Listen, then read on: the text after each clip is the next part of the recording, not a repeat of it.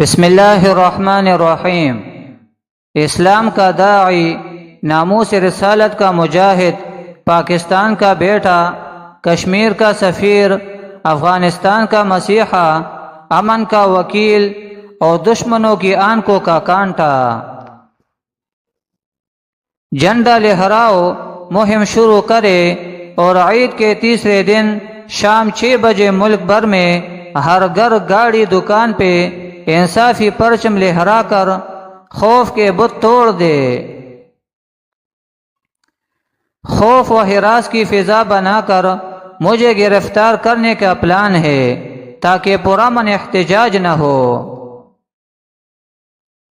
راج تو ہمارا ہر جگہ ہے، پسند کرنے والوں کے دل میں اور نفرت کرنے والوں کے دماغ میں۔ میں اس ملک کی آزادی کے لیے ہر طرح کی قربانی کے لیے تیار ہوں اور آپ سب کو بھی کہتا ہوں کہ تیار ہو جائے۔